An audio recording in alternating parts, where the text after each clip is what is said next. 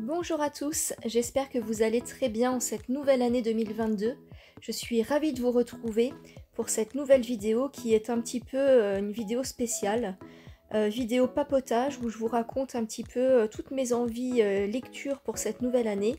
Et aussi, j'ai mis en place un concours. Alors, c'est une nouveauté sur la chaîne, c'est la première fois que je fais ça.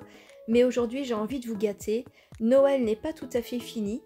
Et j'ai 7 livres à vous offrir, alors je vous explique tout en fin de vidéo, restez bien jusqu'au bout. J'ai acheté cette petite tisane bio en pharmacie, ça s'appelle Infusion Jour d'amour de la marque Provence d'antan, et celle-ci est la numéro 8. Elle est composée de pommes, d'hibiscus et de roses, et elle est absolument délicieuse.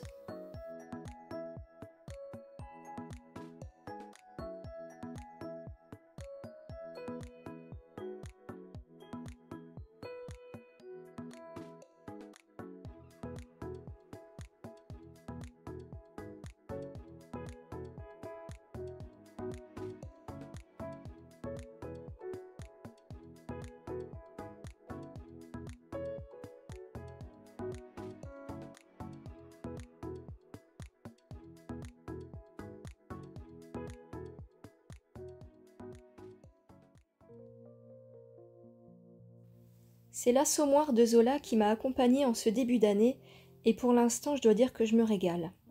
Alors j'en suis à la page 257, au milieu à peu près, et j'adore. Je passe vraiment un très bon moment, et je compte d'ailleurs vous en parler très prochainement. Je ne sais pas ce que vous préférez. Est-ce que vous préférez une vidéo uniquement sur ce livre, ou que ce livre soit intégré dans une vidéo avec 4-5 bouquins? Je ne sais pas du tout encore quel format je vais choisir, mais dites-moi en commentaire si vous avez des préférences.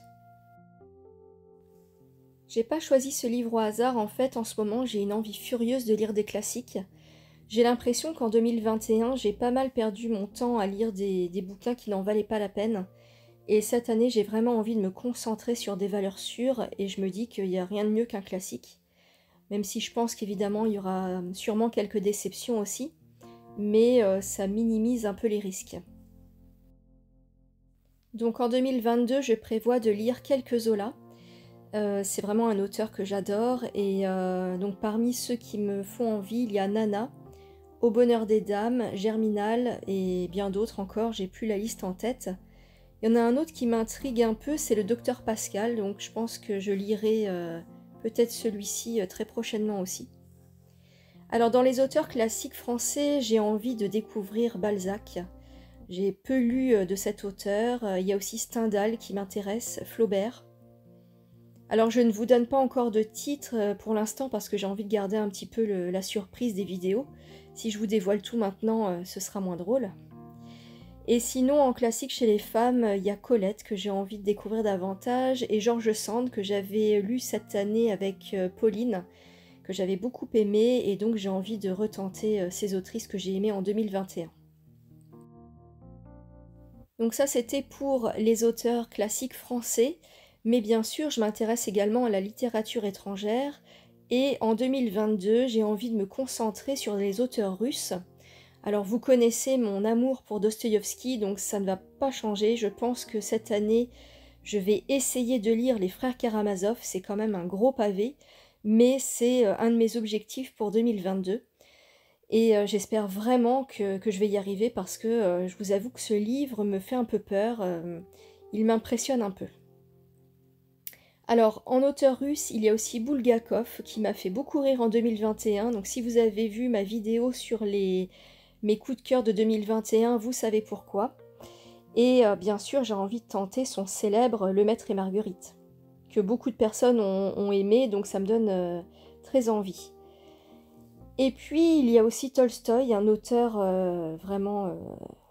enfin, un des plus grands auteurs russes qui m'intéresse aussi énormément. Mais là, c'est encore une question de temps. Est-ce que je vais avoir le temps de lire Tolstoï? Souvent, c'est des gros pavés. Donc, il y a Anna Karénine, par exemple, qui me donne envie, et bien d'autres. Mais est-ce que je vais avoir le temps? Avec le travail, tout ça, c'est vraiment pas évident. Et les vidéos en plus. Donc, tout dépendra de ma forme en 2022, je ne sais pas encore. Je n'oublie pas non plus la littérature japonaise. Il y a un auteur que j'ai vraiment envie de découvrir, c'est Kawabata. J'ai quelques livres de cet auteur dans ma bibliothèque qui me font de l'œil depuis un petit moment. Donc c'est un auteur que j'ai envie de découvrir en 2022. Il y a aussi la littérature indienne qui m'intéresse, la littérature iranienne avec Sadegh Hedayat par exemple que j'avais découvert en 2021. Donc voilà, mais ça fait déjà un programme très chargé pour 2022. Je ne sais pas si je vais réussir à caser tous ces auteurs dans mon emploi du temps. Ça me paraît un petit peu irréaliste, mais en tout cas ce sont mes envies du moment et je vais tout faire pour y arriver.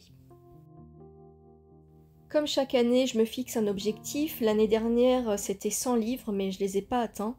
Et cette année, c'est encore 100 livres, et j'espère vraiment me rapprocher au plus près de mon but. Ça va dépendre encore une fois du travail, de la fatigue, du temps que je mets à faire les vidéos. C'est vraiment très prenant, très chronophage, donc on verra. Mais en tout cas, j'espère lire beaucoup plus qu'en 2021. Ça m'avait assez frustrée de ne pas avoir assez de temps pour moi l'année dernière. Je manquais vraiment de temps libre et c'était vraiment très frustrant. Donc cette année, je vais faire en sorte d'avoir beaucoup de plages horaires consacrées spécialement à la lecture et vraiment d'assouvir ma passion. Donc voilà un petit peu le programme de 2022 et j'espère vraiment que ça vous intéresse et que vous continuerez à regarder mes vidéos. Mais maintenant, place au concours. Donc Noël n'est pas terminé, comme je le disais tout à l'heure. J'ai envie de vous gâter parce que j'ai de plus en plus d'abonnés, ça me fait extrêmement plaisir, ça me fait vraiment chaud au cœur quand vous m'envoyez des messages, des commentaires sous mes vidéos. C'est toujours un plaisir de vous lire. Et là, j'avais envie un petit peu de vous remercier pour tout ça. Donc j'ai 7 livres à vous offrir. Ce sont des livres neufs que je vous présente tout de suite. Le premier livre que j'ai envie de vous offrir, c'est Pauline Sachs d'Alexandre Drouginine. Et honnêtement, ce livre aurait pu faire partie de mes coups de cœur de l'année 2021. J'ai longtemps hésité parce qu'il est vraiment excellent. Alors là, par contre, je vous montre, il est un petit peu abîmé. Tous les livres que je vous offre sont neufs, mais il y en a qui ont des petits défauts, donc je vous les montre à la caméra à chaque fois. Alors celui-ci, en fait, c'est l'histoire d'un amour impossible entre un homme et une femme, et c'est un petit peu romanesque. Donc si vous aimez les histoires d'amour et les histoires qui se passent en Russie, tout ça, enfin vous allez... faites-moi confiance, ce livre est très bon et vous passerez un excellent moment. Le deuxième livre que j'ai envie de vous offrir, c'est Lettre au père de Franz Kafka. Alors derrière c'est marqué « Très cher père, tu m'as demandé récemment pourquoi je prétends avoir peur de toi. Comme d'habitude, je n'ai rien su te répondre. Réel et fiction ne font qu'un dans la lettre désespérée que Kafka adresse à son père. Il tente en vain de comprendre leur relation qui mêle admiration et répulsion, peur et amour, respect et mépris. Réquisitoire jamais remis à son destinataire, tentative obstinée pour comprendre, la lettre au père est au centre de l'œuvre de Kafka.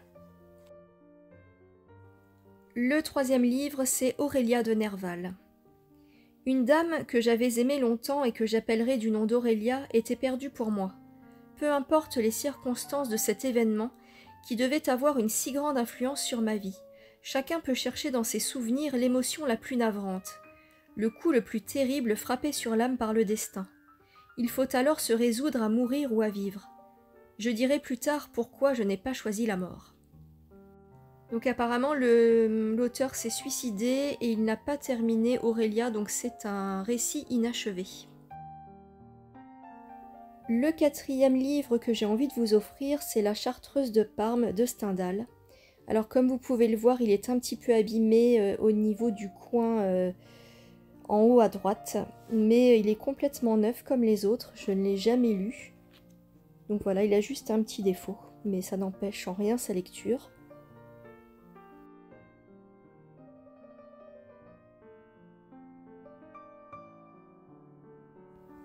Petit miracle au bureau des objets trouvés de Salvatore Basile. Alors je vous lis la 4e de couverture. Dans une petite gare italienne, Michel collectionne les objets trouvés. Depuis 30 ans, le jeune gardien n'a jamais quitté ce lieu où, enfant, il a vu sa mère disparaître en emportant comme seul souvenir son journal intime. Un jour, Elena, une jeune femme à la vitalité exubérante, déroule dans sa vie comme un tourbillon et vient briser sa solitude. Mais la peur d'un nouvel abandon paralyse Michel, jusqu'à ce qu'il découvre, coincé entre deux sièges d'un wagon, le journal intime de son enfance. Petit miracle au bureau des objets trouvés raconte l'histoire de destins fêlés qui se croisent et reprennent ensemble goût à la vie. Je vous offre ensuite Le Tour du monde en 80 jours de Jules Verne, donc livre très connu, je ne vous en fais pas le résumé, je pense que tout le monde connaît à peu près l'histoire ou a vu le film ou au moins le dessin animé.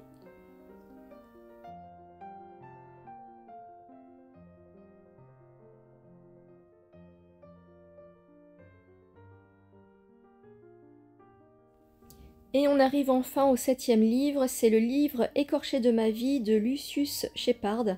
En fait, pour tout vous avouer, j'ai acheté ce livre par erreur, et donc je sais très bien que je vais pas le lire, donc autant qu'il profite à quelqu'un.